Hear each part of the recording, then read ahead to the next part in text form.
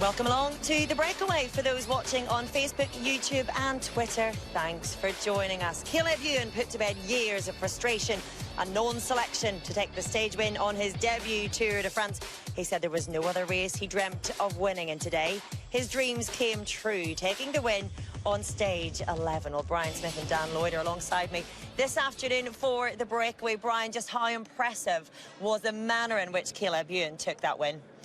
Well, when you consider the dramatic final, he got caught behind Jasper de Bus going into the ditch, and then you got Roger Kaluga taking him up, putting him in the perfect place. That was just, you know, it was just one thing after another after another. We talk about riders going from the back to the front, how a big an effort it was, and he got put in the perfect place. Saying that, when he came round into the finishing straight, there's not many people can get by Groenewegen, and I don't think, Dan, I can't remember a sprint where anybody's got past Groenewegen.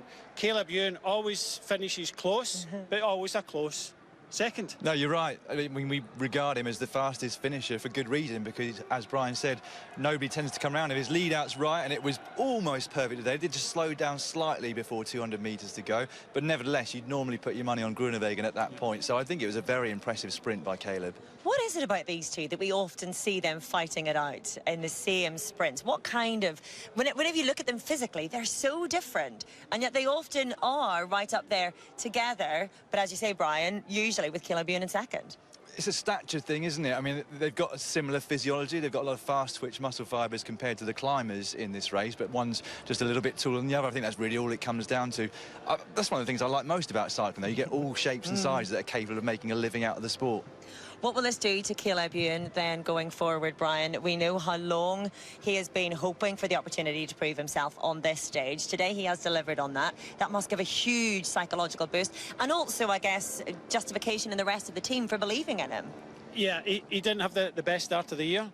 We were talking about it. He got disqualified in the Tour Down Under for one of the stages for headbutting, and it must have been very difficult changing teams, and he got into the Giro D'Italia, and we're talking about it, the first few stages in the sprints, he just wasn't getting it right, and then all of a sudden he got that stage win, which gave him super confidence. So he knows he can win in a Grand Tour, and then he came here. He still had to battle. The first two sprints, he was always out of position into nulls. He was up against the barriers. He had no help whatsoever because of what happened in the run-in towards the finish. But I tell you what, he has got... He's got balls, because he really wanted that stage, and he was taking all the risks. Even there was a slight touch with the Ricchesi coming into that, and that roundabout, that left-hander, there was a slight touch and things like that. He was not giving up Groenewegen's wheel. He was so determined to win that stage, and you could see the elation of it afterwards.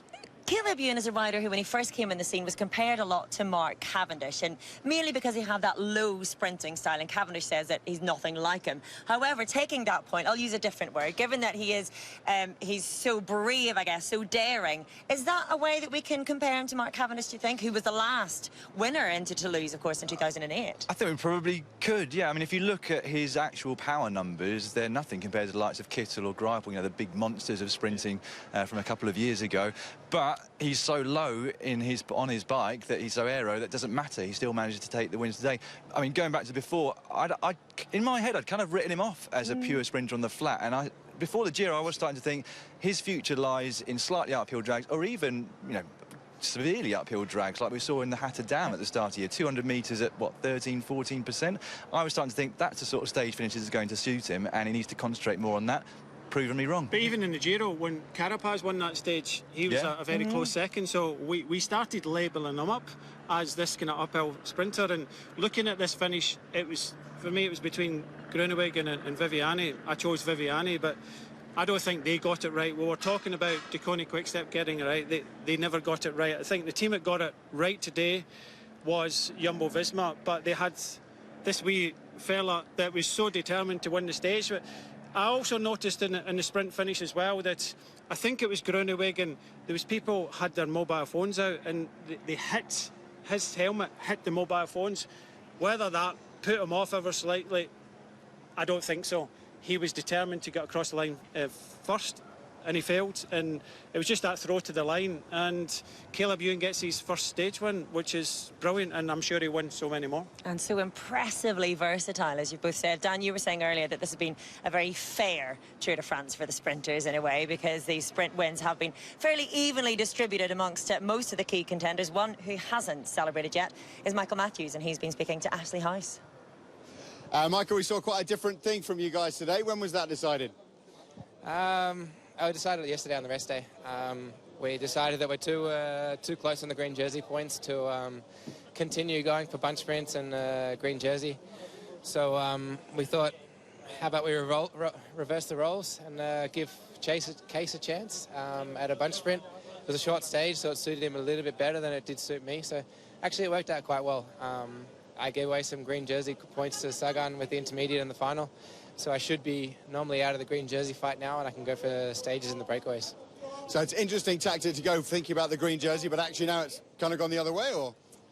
Yeah, well, I think the green jersey was always in the back of my mind. The team never wanted me to go for it because we wanted to go for these stages. But, yeah, me being a fighter, I was never going to give it away too easily. So, yeah, it's a little bit hard to swallow at the start, but I think everyone wanted to see the fight between me and Sagan all the way to Paris. So, yeah, it's a bit unfortunate that I didn't have better sprints in the first week. I was a little bit too far back in all the sprints. So, yeah, we're in this situation now, and, yeah, I think Case had a good sprint. We tried to do the best for him as we could, and, yeah, tomorrow we try again. And Case is a big guy as well, so the going behind him is pretty good as a lead-out man. It could be. Yeah, I think if we can get a finish that we can really get Case into some open wind and give me a good sprint. Yeah, I don't think anyone can come near us. But, yeah, it was nice to give him a shot today and let him follow my wheel a little bit. Thank you very much. Thank you. So Michael Matthews then backing off today's sprint to concentrate on the green jersey. He's dropped in that competition now, though. I mean, from right before this tour started, it's not been a great race for Sunweb, has it? No, not at all. When you consider Michael Matthews kind of vented a little bit that they never came here, he changed his training to come here with Tom Dumoulin, and then he's gone for the green jersey, he hadn't done the sprints training, and then they go for the green jersey, and then all of a sudden the rest day they decide, well, I'll tell you what, we'll do something else. He's saying it was a good lead out and all that. It's very difficult to change things during one day. We're going to lead someone else out against some of the fastest guys in the world. I don't think it was ever going to work, Dan. No, not at this late stage. I mean, when you've been planning one thing and you change it on the rest day, it's going to be hard to get it right the day after. But things just don't seem right in that team today. Even Tom Dumoulin seems like he wants to leave. So they've got a couple of problems to iron out at the moment. Well, our friend Adam Blythe has been watching that sprint, and he says if you watch that sprint that Caleb just won, incredible. He backs off the wheel at 63 kilometres per hour to take a run at Groenewegen in the last 170 metres. To do this when you're fresh, he points out, is hard. Never mind when you're doing 1,200 watts. Hashtag cool as ice. Yeah, we second that, Adam. Well, let's have a little look then at the top 10 in GC and see whether today's action has changed that around in any way. There's one small change, not in terms of time gap. Alaphilippe still in the lead. Geraint Thomas still 1:12 back, with Egan Bernal 4 seconds behind him. But Thibaut Pinot has crept back into the top 10. He's still 2 minutes and 33 back, but because Giulio Ciccone has dropped some 19 places, and Pinot finds himself back in the top 10. And I was saying, Brian, that Thibaut Pinot is almost like a man who's fallen in love with this race again and is like a lover's scorn. This has gotten into his head, and when we think at the top of La Planche de Belleville alongside his compatriot here, Julian Alaphilippe, they looked so strong together. Thibaut Pinot now has to turn this race around in his head, doesn't he? He has, but he's got a bit of freedom. He's 2.5 minutes down, and does that buy you freedom when you're Thibaut Pinot? No, not really, but they don't have to chase him straight away. We will see maybe the Thibaut Pinot of old, where he attacks and accelerates, and you don't have to go with it straight away. And Team Ineos will be astute to that. They'll know who they have to follow close, but he might get a little bit of freedom, which is good. I'm more interested to see how Alaphilippe goes and that dynamic between him and Mas. You can see him, he was helping the lead out today.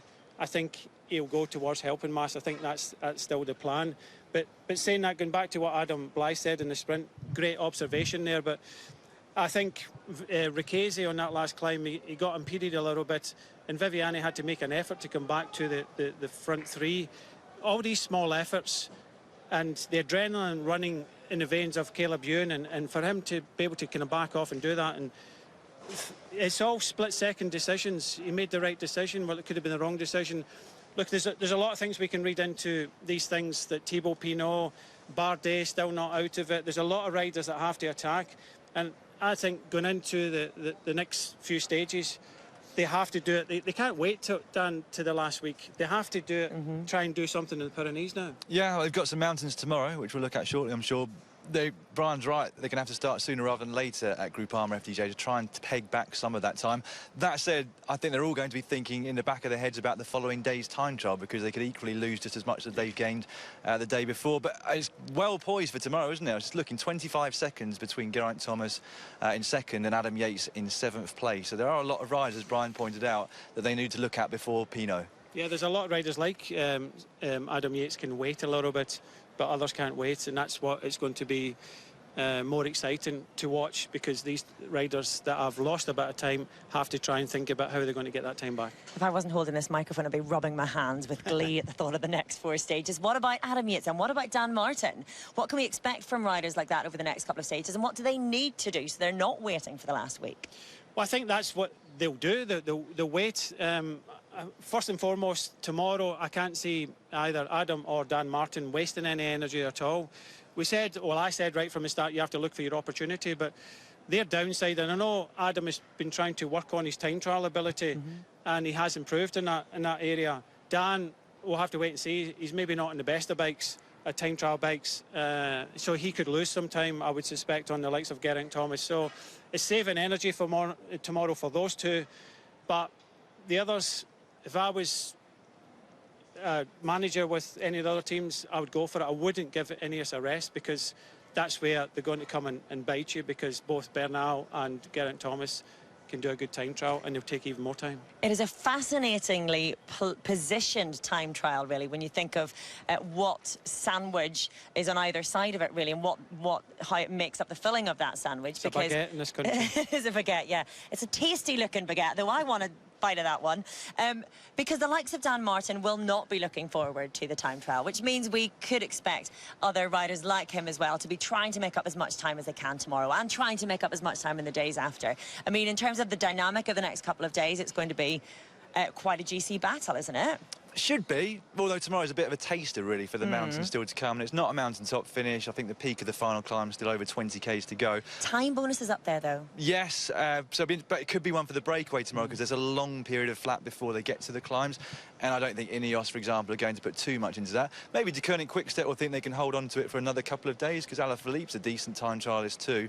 I think we're still both of the opinion that he will lose it in the final week, but tomorrow he could get over the climbs. What about the descent? We know how Alaphilippe descends, so on that final climb, if Alaphilippe's there, then why not have a go in the descent? We know how good he is. We've watched it. So when we crest that final climb, the race is not over. You've got a long descent to the finish, and why not look at these things to take advantage? Well, let's look then at what the first slice of bread in this 4-part sandwich looks like then, because we have the first of 4 crucial days on GC. We head to the Pyrenees next. Who's excited? Only 3 categorised climbs on the road from Toulouse, but 2 of them are Cat 1s, the second of which, as we said, offers what could be crucial bonus seconds for the overall race contenders, as does the finish, which comes after a fast descent off the last climb. Well, if you missed any of today, you can watch the highlights at 8 tonight on Eurosport 1. We are back at the earlier time of 10 tomorrow morning. That's also on Eurosport 1. And don't forget, you can download the latest episode of the Bradley Wiggins podcast. It's a special one this week, with Bradley chatting to one of his all-time heroes and good friends, Sean Yates. Don't miss that one. Well, it was a day in which dreams came true for Caleb Ewan. The next 4 days of racing could see GC dreams made and shattered. We're heading to the Pyrenees next. Strap yourselves in. We're off to the skies.